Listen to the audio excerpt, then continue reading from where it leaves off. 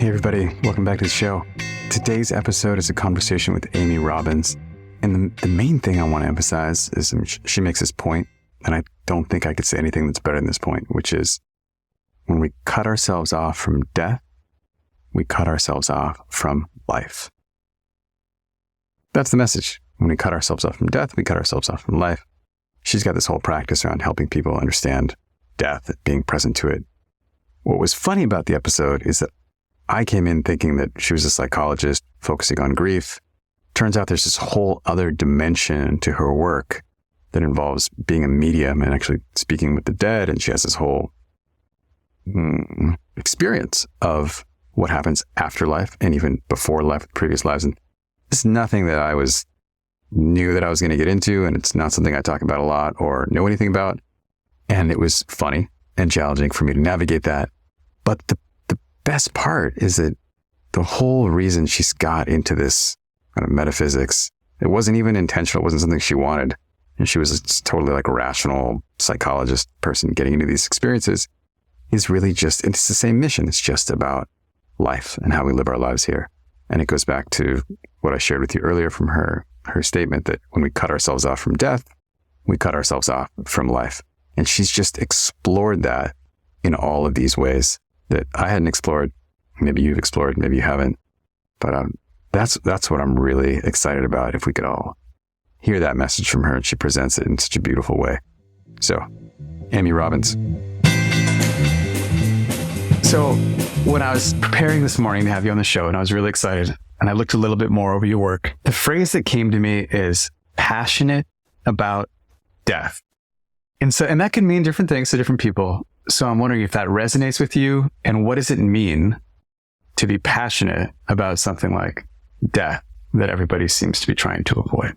I think what it means to me is that I'm willing to talk about it. I'm willing to make it part of my everyday life, of my everyday thinking, because I believe I believe that surrendering to death is actually the key to really living a fulfilled and meaningful life.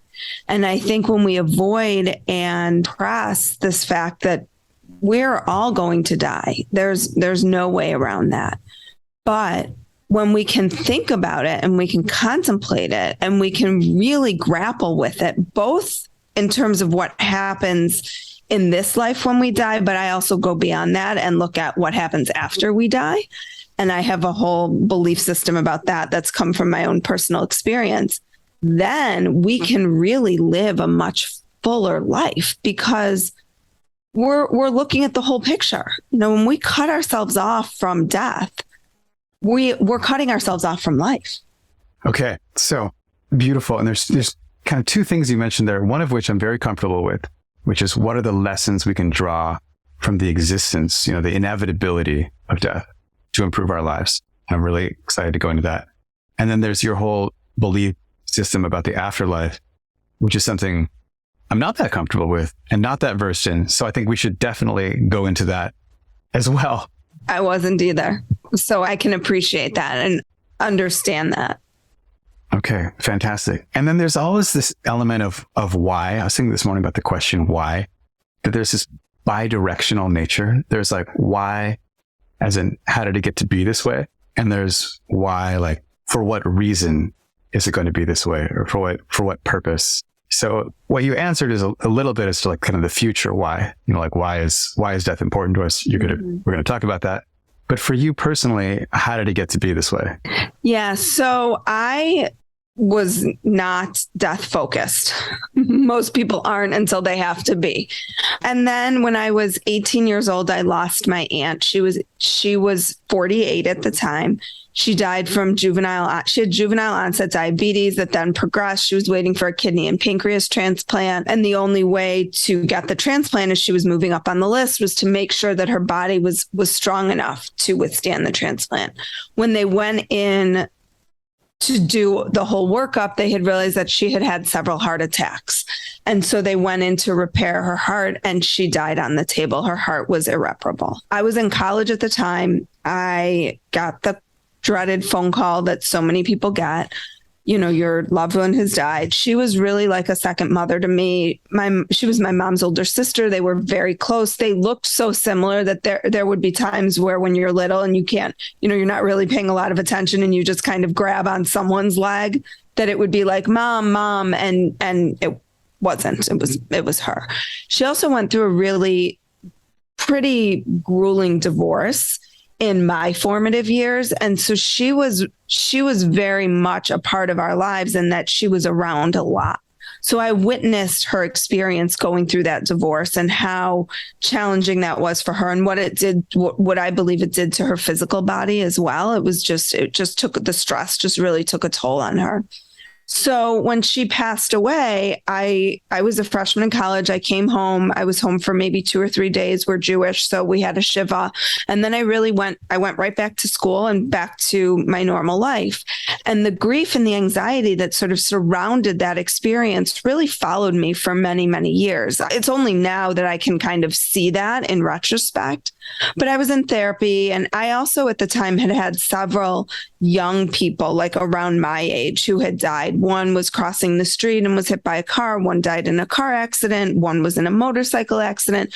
So I had sort of had death in my, not front view mirror, but it was like out there for me, right? It wasn't something that I had never seen or dealt with. And then my aunt's death really solidified for me that we die. It was so palpable, and I saw everybody around me mourning. And I think there's probably nothing more kind of visceral than the cries of a parent who's lost a child. And I remember my grandpa just like sobbing, and it was very, very emotionally, I don't want to say traumatizing because that's a big word, but it definitely had it impacted me at my core. So fast forward several years when I decided I was going to go to grad school and pursue psychology. And there's a long story in there around how much her life really dictated for me why that was. But when I was getting ready to go to my cousin's wedding, who was her son, I had a visit from her. And some people would say it was just a dream. I can assure you it was not just a dream. She came to me. It was very, very clear, as clear as you and I are talking today. That is how she and I were talking. She came and she showed me this image of my mom. My mom was standing at her kitchen sink crying. And my aunt said to me, "Tell your mom I'm going to be there. She doesn't have to be sad. I will be at the wedding." And then she showed me another image of my uncle, her brother, and he was pushing a stroller. And she said my uncle had a child that was much younger because she was the oldest. So I think there's like 20 years between my cousin, the oldest, and this youngest cousin, my uncle's son. And she said, "Tell him I hear him when he's out talking to me, when he's pushing the stroller, when he's talking about his kid." So I woke up. And as soon as it was late enough for me to call my mom, I called her and I said, "Mom, I just had this crazy experience. Aunt Linda came to me last night and she said to me, 'Don't be sad. You're going to be at the wedding.' And you were standing at the kitchen sink and you were crying." And my mom started crying on the phone. And she said, "I was standing at the kitchen sink last night and I was talking to her. And I said to her, 'I can't believe you're not going to be at this wedding. I can't believe that David's getting married and you're not going to be there.'" And of course, I was kind of flabbergasted. That was not what I had expected her to say.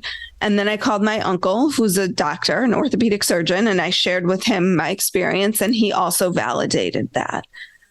And then I didn't really validate, you mean that he was like, "Yes, I had that experience where I was pushing this stroller with my kid and I was talking to Linda." Exactly. That is exactly when I talk to her. Anytime I'm out strolling, running, whatever it is, that's my time when I try to connect with her. And I talk to her. So I was really jostled, and I was like I said, I was in grad school at the time. It was my first year, and I didn't know how to make sense of all of this. And I had a teacher at the time who was very, very grounded in traditional psychotherapy, psychoanalytic psychotherapy, but I also knew she had an interest in indigenous healing, and she taught a course on it. And so I went to her and I shared what happened. I said, "I just had this experience and I don't know what to make of it." And she said, "I think you had a visit." And I said, what's a visit? And she said, it's when your loved one comes to you because you're in this in-between state, you're more able to access these other realms. And I'm thinking, okay, here's this professor who was known to be like the toughest professor in the school, who's talking to me about other realms. Like, this is interesting. And she said, I think you need to go meet with my friend who's a medium. And I'm like, wait, so my professor is telling me to go meet with a medium. She's like referring me Sylvia Browne books as I'm also reading Freud. And I'm like, I'm not understanding, I'm like trying to make sense of all of this. And then it's kind of time to get to class. Okay. I need to get a little bit more of your background before I can continue. So absolutely. Like, would you say that you were just fully in the kind of like rational material mindset? Were you an atheist, or did you already have some kind of religious training? Or no, I mean, I'm Jewish. I was raised, but more definitely secular, like tradition for the holidays, and you go to synagogue on the high holidays, but not really more than that. It's more about like family and tradition for me. Yeah, my grandfather was a pediatrician. My father's a dentist. My uncle's an orthopedic surgeon. My mom was a stay-at-home mom, but very materialist. Yeah. So when you think of healing, you think of like the operating room. Oh yeah. Not like medicinal plants and rocks and spirits and whatnot. No. Okay. Just want to set this stage. Yes, that's the stage. I mean, I went to University of Michigan. I did my undergrad in psych, pursued grad school to get my doctorate in psychology. So this was not even remotely in the realm of anything that I was dabbling in. I mean, did I do Ouija boards when I was 13? Yeah, but like that was sort of what we did at 13 at sleepovers. And now they do TikTok. So, but it was not anywhere in the lexicon for me, like spirits, past lives, visits, mediums, none of that. And so this really, this was just the start. What then went on from there was I really shelved it for a while because I was like, okay, this was one experience. My professor told me I needed to talk to my aunt. So I'm like standing in my bathroom, like looking at the ceiling, trying to talk to her and thinking, okay, this is just really bananas weird. Like, I can't believe I'm doing this. So I went to the wedding and I had asked for signs, because that's what my professor told me to do. And I was like, I trust this woman and I have no clue what I'm doing. So, and my aunt loved Neil Diamond, and my mom got in the car to pick up my sister to bring her to the wedding. My sister was in college at the time. And sure enough, a Neil Diamond song came on the radio. But you could dismiss that, right? Like coincidence. Maybe they played Neil Diamond a lot back then, 25 years ago. But it definitely made me kind of stop and think a little bit more about this. But then the wedding was over and life moved on. Then my papa passed away and the same thing happened. And then wait, what do you mean the same thing happened? I had another visit from him also around the time another cousin of mine was getting married, and he shared with me a nickname that her partner called her. He shared with me that she was having some doubts, but that she should go through with the wedding, all of which was true. I had no idea. And so that was validated again.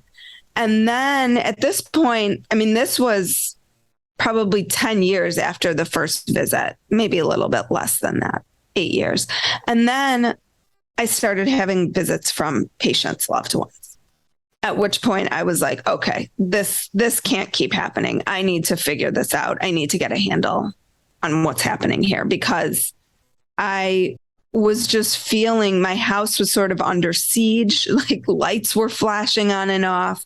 There was like reverberations happening. And this wasn't my imagination. My husband was here. He's not a believer. He's still barely a believer. I'm not even sure he is.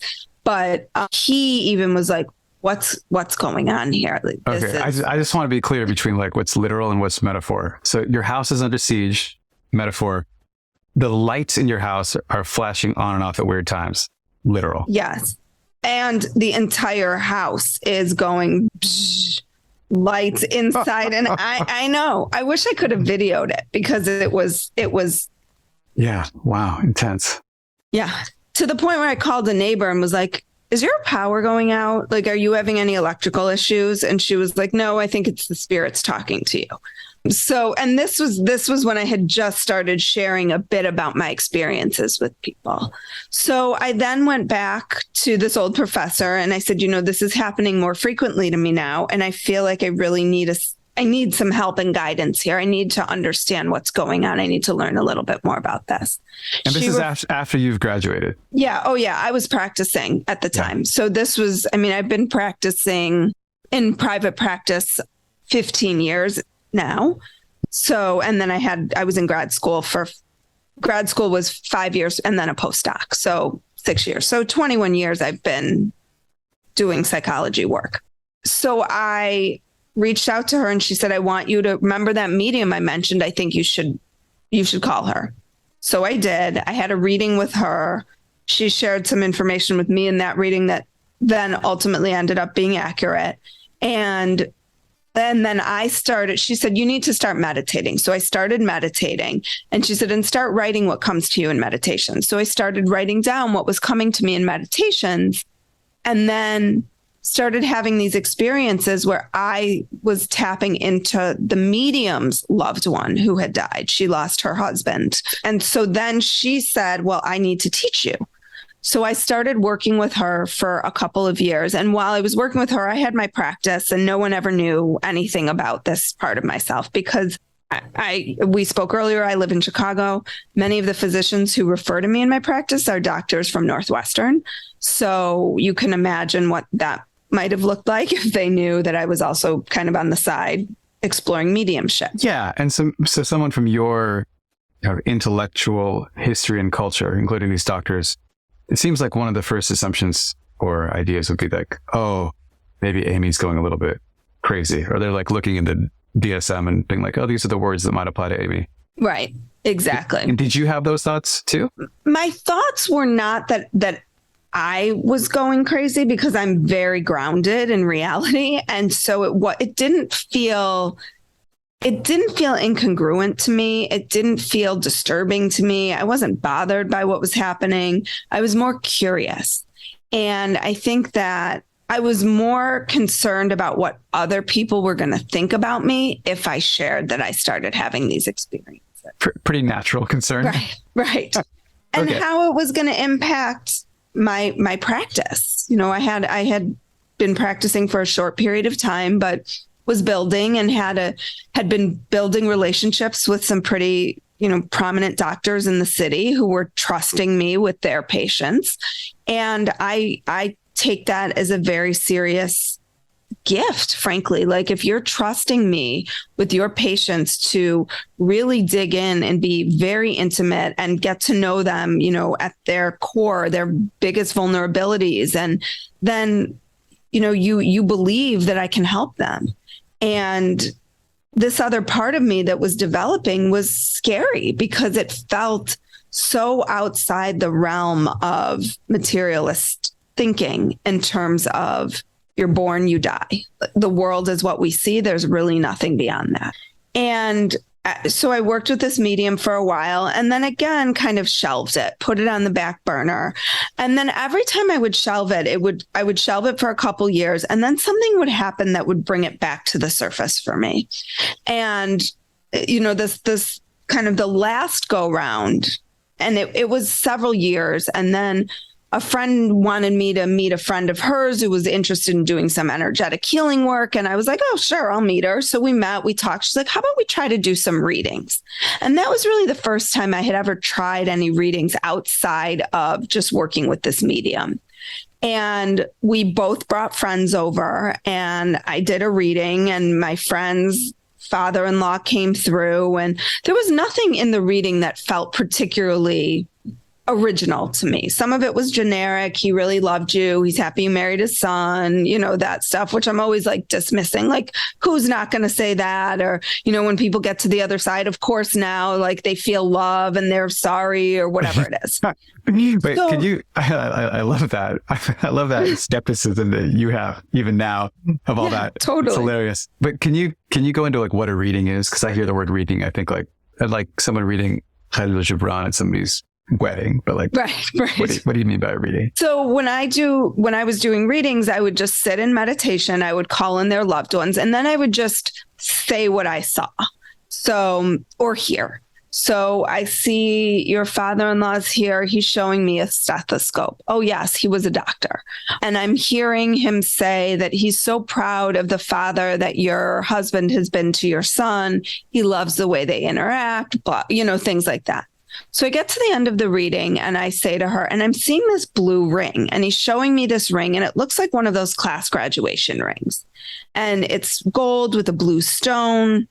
And she's kind of dismissing it. And I said, well, just hang on to that idea. Like sometimes what comes through in a reading is not necessarily something from the past or something you know about, but it might show up later as validation for accuracy that your loved one came through. So she goes home and she tells her husband, and this was a woman that I knew peripherally. Our kids went to school together. I was taking a cooking class at the time. So we took a cooking class together, but I didn't know anything about her husband or her husband's father or anything. So she goes home, she tells her husband kind of chuckles and says, my dad didn't wear jewelry. He never wore rings. He never wore bracelets. He never wore anything. He goes home that next week, and home for him was in Philadelphia. And he walks in the house, and his mom, within minutes of him getting home, says, I just found this of your father's, and I feel like he'd want you to have it. And sure enough, it was the ring exactly as I had described it to her. So his mind was blown, her mind was blown, my mind was blown, because I'm like, okay, how is this all working? What's happening here? At that point, I was like, I got to dig into this a little bit deeper. And I decided I was going to do readings consistently. So I offered readings to friends and family for what was supposed to be a month. It ended up being 3. I was doing 2 or 3 readings a week with people and really not loving them. Because I think in contrast to the clinical work I was doing, there was so much depth to that work, and the readings felt like I was presenting information. And it felt like, okay, but what do you do with that? So you have a reading and your loved one is still with you. Then what? How do you take that to the next level? How do you deepen your own connection to whatever else there is out there, whatever is bigger than us, whatever is greater than us? How does this become more than just a circus act or a kind of a random peak experience for this person to be like, oh, that was trippy. Yeah. Right. Like, yeah, how do I make this really, really meaningful for people?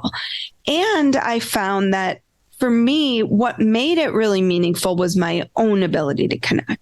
Because I still felt and thought if I went to a medium and heard some of this, I'd be like, well, yeah, maybe, but also maybe there were other ways you could have gotten that, or you saw other things or whatever it is.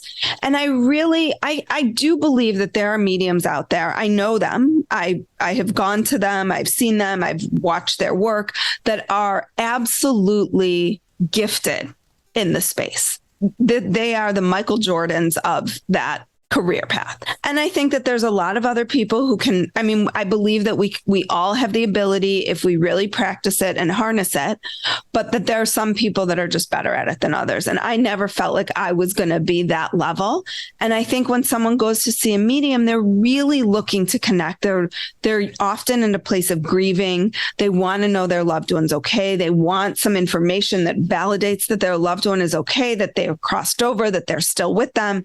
And I didn't feel like I felt like I was like an 80% medium, and I wanted to be a 95% medium. And so, and I liked the deeper work that I get to do with people in the therapeutic setting. So I did these, 3 months of readings, and then decided it still wasn't for me, and I was going to shelve it again.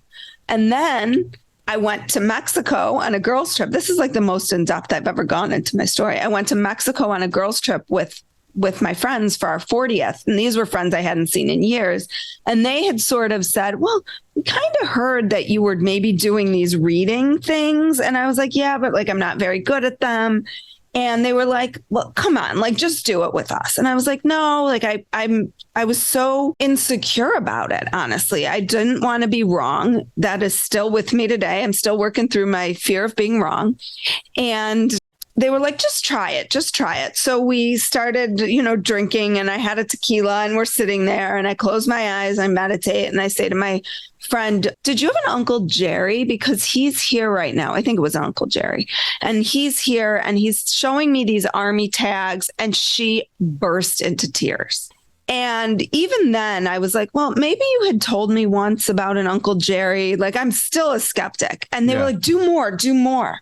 And I just kept going and sharing like what I was seeing. And then that really became this, that actually launched me into the podcast, because at that point I was like, I really didn't want to do readings. Again, for all the reasons that I just discussed with you. But I did want other people to start to open up to this experience, to have this wonder, this curiosity, this questioning about what happens when we die, and what happens when we cross over, and what the other side is like, and how we can raise consciousness, and how knowing that raises consciousness and just expands us exponentially. And so I started the podcast. And the rest is history. Okay. So now I have a million more questions, and I want to get into the podcast. But before that, one thing you said really piqued my curiosity, and is also, challenging. And so first of all, thank you so much for sharing. And I love that it's your experience. Because if you give me like a theory or some kind of metaphysical explanation, I can argue with it. Like my rational brain is going to want to argue with it, but there's just no way I can argue with your experience. It's just like, I don't think you're making it up. So it's just awesome for me to hear that. So you said you let people know that their loved ones are all right. And so in my mind, as like someone who's, I'm not like fully materialist or atheist or anything, but I don't have like strong notions of what happens in the afterlife, if anything. Is there some truth to this notion of different planes of existence, or like heavens and hells? Like, is it possible that a dead person is not all right? Like, what are the options that you've seen? So how I think about it is that, and from what I've heard when I've interviewed a lot of near-death experiencers, is that there's this life review that we get. And what that is, people will say, like, when they die, like, does your life flash before your eyes? And the answer, I believe, is yes, it does. But the way that it does so is not the experiences, but really what other people felt from you. So you stand in the role of all the different people in your life and how you made them feel.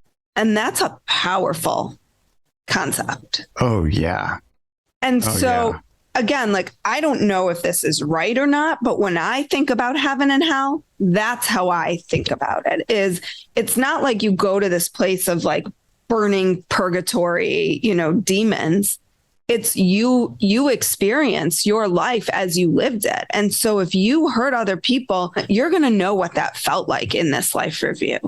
If you harmed other people, if you, created mass genocide, you will experience what that was like from the perspective of everybody you did it to. And I would imagine that would feel pretty hellish to me.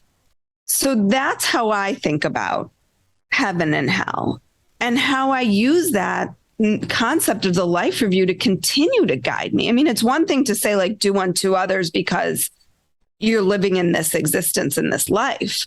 But if you got to go beyond that and you have to experience it, oof. Wow. Okay.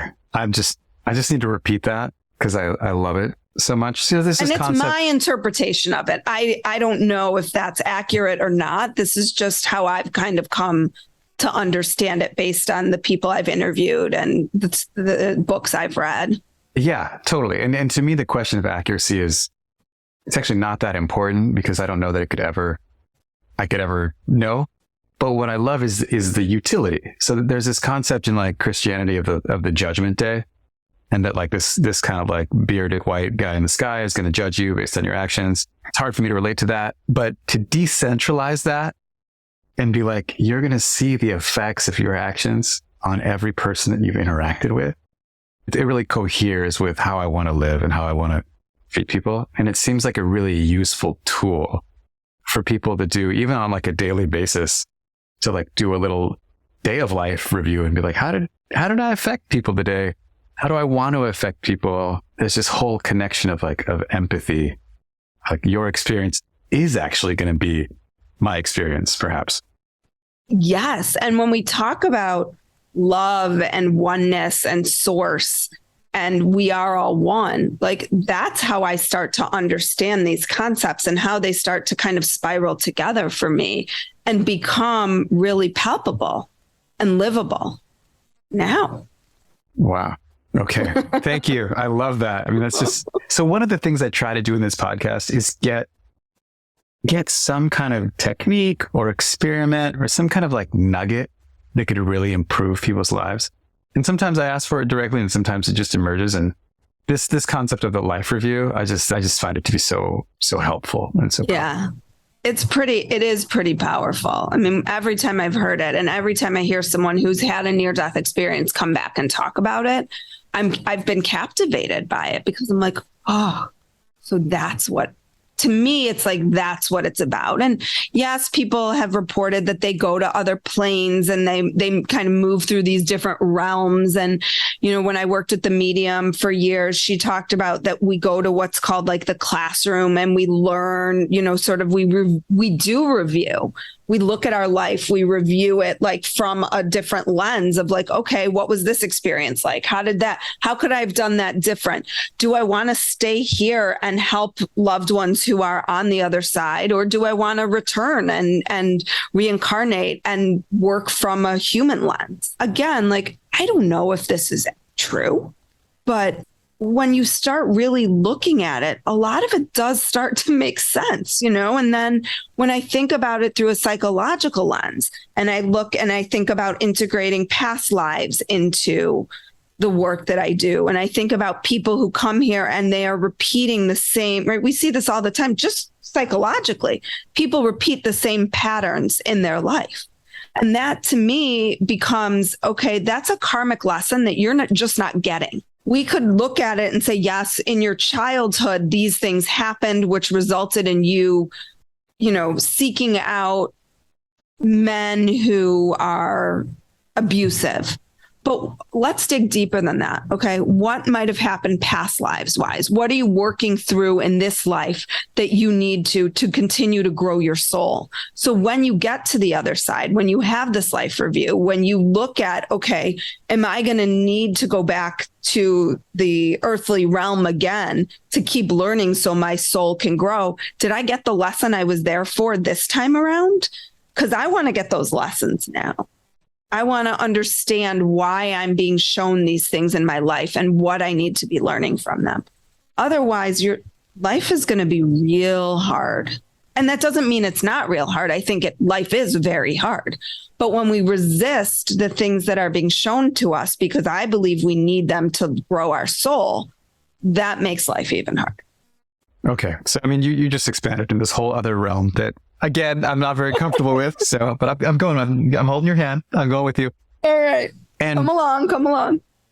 What I'm hearing there is you see this life you have this like kind of wider perspective. You've like zoomed out and you see this life just in the way that maybe I see this week or this phase of my life is offering me an important lesson. So to illustrate, I spent 15 years as an adult just traveling around the world. It was awesome. It was beautiful. I learned a lot of things. I moved every 6 months, basically, or 3 months. I learned a lot of languages, met a lot of people, skills. It was great. But one of the things that I could not learn during that time was what it's like to put down roots. It was just constitutionally incapable of doing that given the pattern I was on. So then I'm on this other experiment right now, this kind of 20-year experiment of paying a mortgage and raising a child. And I'm like 5 years into it. But I really see it as a phase. And it's like, this is just a phase where I'm doing all these experiments with like long-term in one place and, you know, raising a kid and having this relationship with debt and all these things that I didn't want to do before and I don't want to do later. But I see it as phase. And so it makes sense. And there's like things I'm going to learn that are going to improve how I relate to myself and how I relate to others and how I relate to my purpose through this phase. And so kind of to use that as an analogy, that's kind of how you see the entirety of your life. Yes. And that, like, just to turn this around for you, like perhaps this phase for you is really something, like each phase for you is something that you needed to grow your soul. And you could have resisted it. Like, there's part of me when I hear you traveled for 15 years, you said? And like, had I had the experiences then that I have now through this lens, I would have absolutely lived my life very differently. And so I'm trying to incorporate those pieces now because, like we were talking about before we like officially started, I'm taking my daughter to Paris for her 16th birthday. The me lived pre, and when I say pre, I really mean pre my Aunt Linda's death and like all of this opening, lived in such a place of anxiety and fear that would probably not be something I would have done. I would have come up with a million reasons why I couldn't. It's busy, it's expensive, it's hard, it's daunting. We're not going to sleep for 5 days. Probably we're going to be off. It's a short time to go to Europe. I mean, every excuse in the book you can think of, right?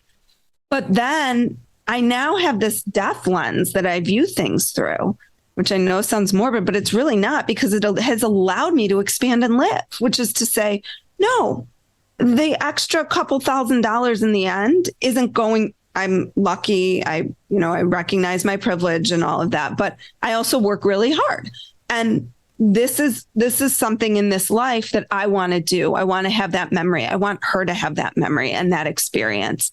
And for me, growing is expanding out of my comfort zone. And my comfort zone is really like, I like being home, like my routine. I like doing my grocery shopping every Sunday morning at 8 a.m. where I say hi to the man at the deli counter and I have my friend at the meat counter. And, I am very much a creature of habit.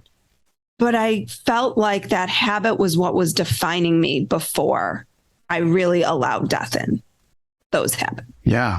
Wow. And so what I'm trying to do here is take the kind of the spiritual beliefs about like what happens after and what may have happened before, and see how they can be pragmatic and useful to people now. That doesn't require belief. That just requires like maybe suspension of disbelief or willingness to experiment. And for that life review, the benefits just seem so clear. Like whether or not you believe that's going to happen or not, it's just such a great practice to engage in, because you're only going to be a better person if you do that. Right? Yeah. So is it motivating for you? Like the reason you started this podcast, is it so people have this, they're like, hey, wake up to the fact that there's more than just this material plane? Or is it something about like, hey, you can change your life and live your life in like a more whole way? Or is it both? Yeah, I think, when I started the podcast, it was very much focused on what happens after we die. It's since really transformed into how we use that to live. So how we expand our consciousness, how we connect with others, how we grieve, how we connect with other people who grieve. I mean, I really do run that space of death as a practical end to life, as many people think about it. You're born, you die, you go in the ground or where, whatever, your body dies and that's it, to looking beyond that. And I just wanted people to be open and curious. I just wanted them to ponder the magic of life and to think about the possibility that their life might have, and to help them when they're grieving and they've lost someone they've loved. And I do research supports that when people have a spiritual belief system in general, it reduces anxiety and depression and many other mental illnesses. And it helps you through grief if you have a belief system that there is something more beyond what we see here. Oh yeah. I mean, to me, that's just so clear as someone who left that behind or maybe never had it, how much easier my life would have been in the harder moments if I had this like rock solid belief in Krishna or Vishnu or Jesus or something. I mean, there's just so much less doubt and loneliness, it's just something that I really envy people who believe in that way. It could just make it so much easier. Please. One of the things that I always say, it was funny. I was talking to my sister-in-law this morning and she like made some comment because I was like laying in bed last night and I had these heart palpitations. And so then I was like, oh my God, am I having a heart attack? Right. And I'm like, oh my God, I think I just like worked out and might have pulled a muscle. And I was like, do I have to go to the hospital? And then if I have to go to the hospital, like my whole day tomorrow is ruined. Right. Like this is, and then I sort of go to like, oh, well, if this is how I'm going to go, this is how I'm going to go. Like if a heart attack in my sleep is what takes me out, then that takes me out. And like, at least I didn't ruin my next day because I'm already dead. And this is like the way my mind goes. And she's like, I thought you're not afraid of death. Like, I thought you've gotten over your fear of death. And, it's interesting because I actually am not at this point. I'm not afraid to die, but I don't want to die. And I think those are two different things. So I've spoken with enough people and I've heard enough things that like, it really sounds blissful. If you've lived a good life, which I think I have, and I know I've hurt people along the way, and I'm sure there will be parts of my life review that will be painful. And again, that's looking at it through a human lens, not a soul lens. So that's different, but we might not want to go there today. But that's not what I'm afraid of, but I'm afraid of having an unlived life here. And I have 3 kids and I don't want to miss out on their lives. And I have a wonderful husband and I enjoy being married and I don't want that to end, but I'm not afraid of dying. Did that make sense? Okay. And if someone I love died, I'm not going to be any less sad because I have this belief either. Like that I think is really important for people to know. Like if God forbid something happened to my children, I think I'm going to need to be highly medicated and probably in some sort of facility for a while to process and work through that, because it's just not, emotionally as a human being, that would take me out, as I imagine it would anybody who experiences, a tragic, significant loss in their life. Oh, yeah. So that's God, it's just horrific to think about. But it brings me to what you said about grief a minute ago. Do you have any insights? I mean, I guess you have training both in like the real world psychological training and you have training that's like other world, how to communicate with people. What do you recommend in terms of grief? Like, so I have these friends, Kayla and Trey, who lost just a dearly beloved pet, a dog last week. And it's just, you can just hear, talk to them, just hearing their voice. It's like so difficult for them, and maybe a little bit of a easier example to process on this podcast than someone who lost a child. So it's like maybe hopefully less triggering for some people. What would you recommend in terms of grief and grieving? There is no timeline on grief. And I think a lot of people think, oh, okay, well, I mean, there's a reason for that, because everybody else around you can't tolerate your grief, right? I mean, we as a Western society do not manage other people's pain very well. And, there is no timeline. I lost a pet 5 years ago. I was looking at pictures of him this morning. I still miss him. That doesn't end. That just becomes part of your story. And I think you have to allow yourself and the people around you who are grieving to be able to tell that story, to keep their loved one, their loved animal, whatever it is, present in their lives, because they haven't forgotten about that person. Oftentimes you'll hear people who are grieving say, I want you to say the name of the person I lost. I want you to ask me, how are you doing? I want to be able to say to you, my loved one, Susie, and not have you wince back because you're uncomfortable with it. And I think giving people the space to talk about and to tell their story and to share what they've experienced and to sit with them in their pain and allow them to cry or to whatever it is, emote in whatever way they need to emote, and hold that space is the best gift you can give someone. It's not more complicated than that. And we want to make it complicated. We want to say, oh, if I said this, or if I did that, or there's nothing that anybody is going to say, me as a therapist included, that is ever going to take away the pain of someone's loss. I'm not suddenly going to say, and I don't say this, oh, well, your loved one is on the other side, they're okay. That's bullshit to someone who's living here now and so dismissive of the human experience. to say, oh, your loved ones, they're still with you. No, they're not. They're not here. And I want them here. And I get that. I would want my loved one here too, in a physical body. I want the relationship of sitting down to dinner with my family every night. I don't want my loved one on the other side, maybe sitting down to dinner with us because I saw a chair move or a light blink. That's not going to cut it. But then it does help, right?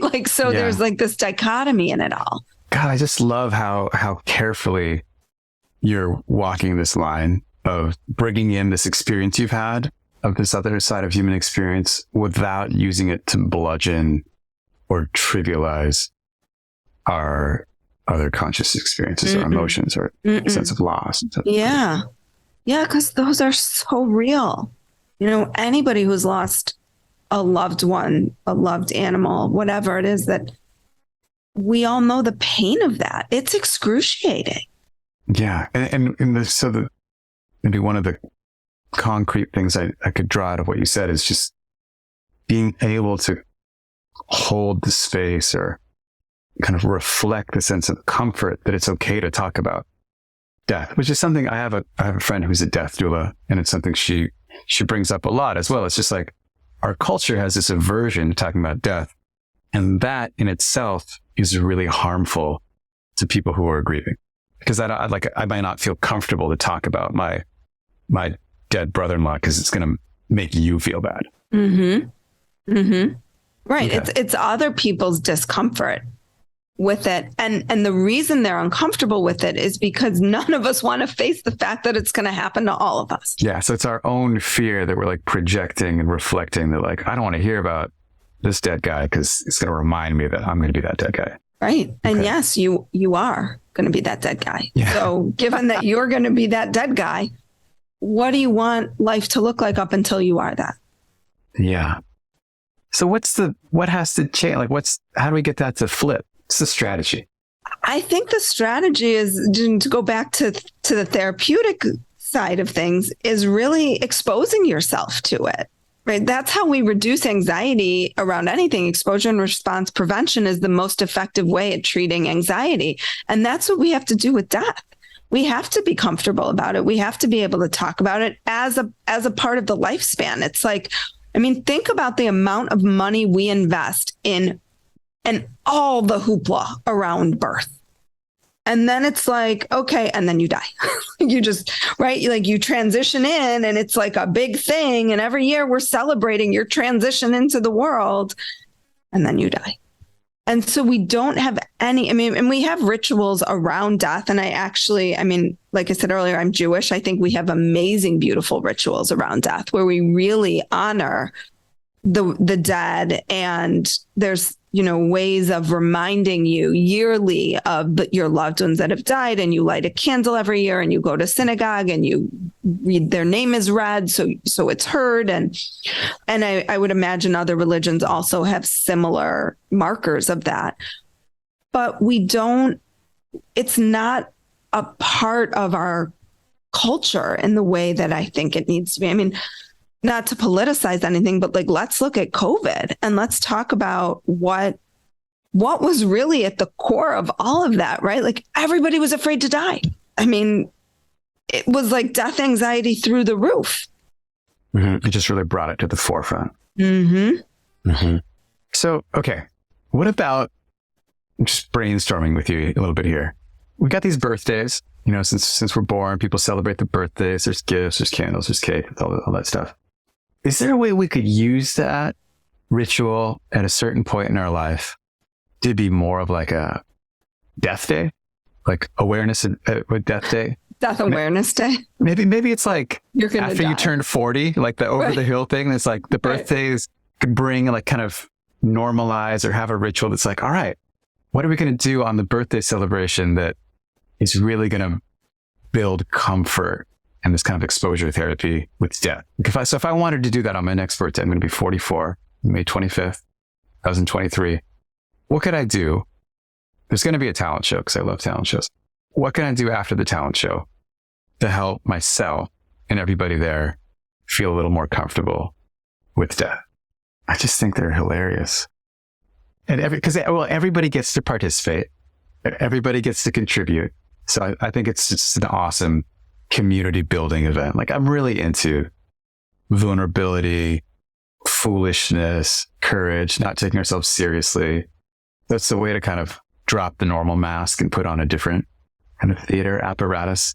So some people are like doing stand-up comedy or unicycle riding, or kids are playing music, or, whatever it is. But it's just about the kind of spontaneous birth of community.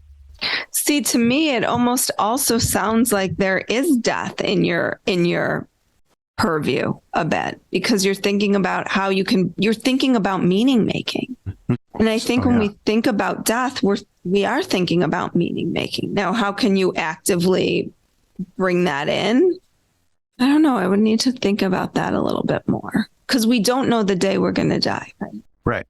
So we don't want to start this too late, because then we miss it. And that's the problem with the death rituals, is they're for the grievers. Correct. They happen after the death. So it's like, we want to have something that's for the guy who's going to die, right? Right. I mean, I say this all the time. Like, what good is it for you to say all these nice things about me once I'm dead?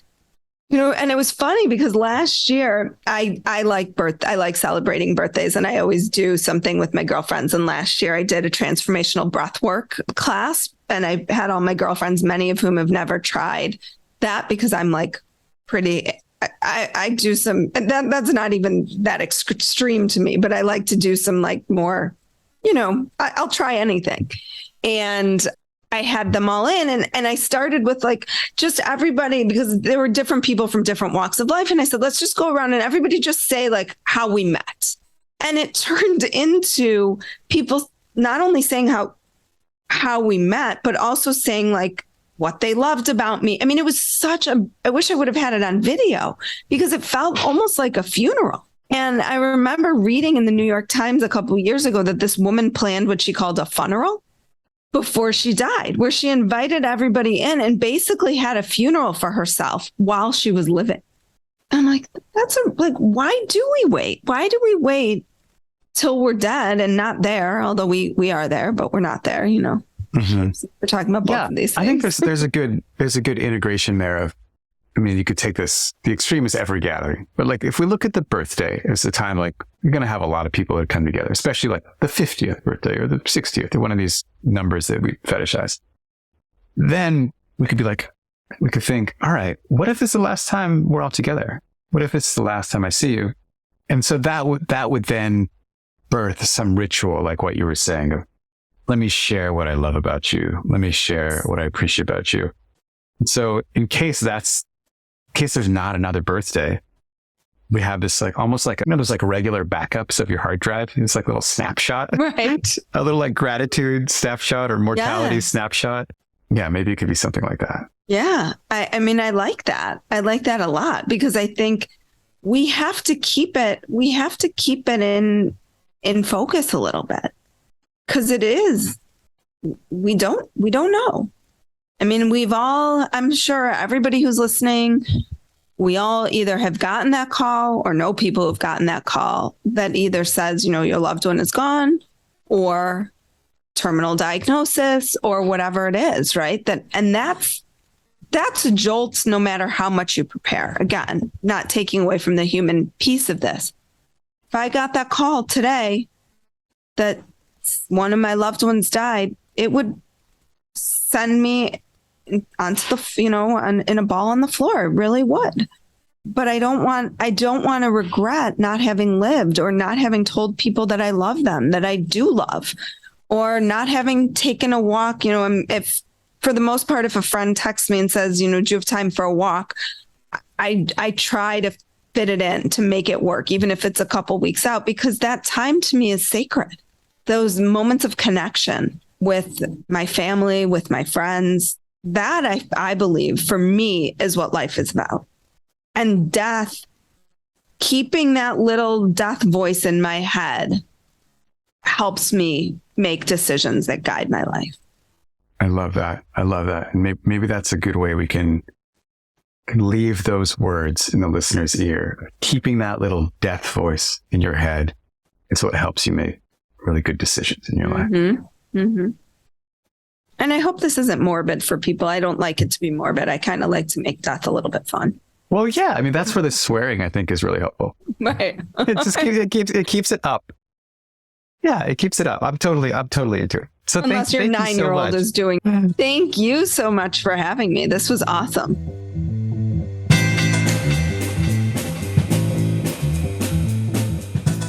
That concludes another episode of the 10,000 Heroes Show. Thank you again for listening. And I hope that this has contributed in some small way to your own personal journey towards being a hero, whatever that means for you.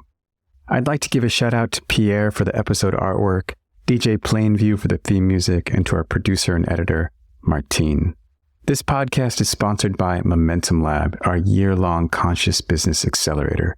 If your business is an expression of your purpose, Momentum Lab might be exactly what you need. Check us out on momentumlab.com and sign up for a free coaching call. We are here to serve. And finally, as you probably know, I love communication. If this episode has impacted your life in any way, hopefully positively, let me know. Our email is info@10kh.show. And there are other ways, of course, to contact us in the show notes. Check them out. Thank you. Have a wonderful day and take care.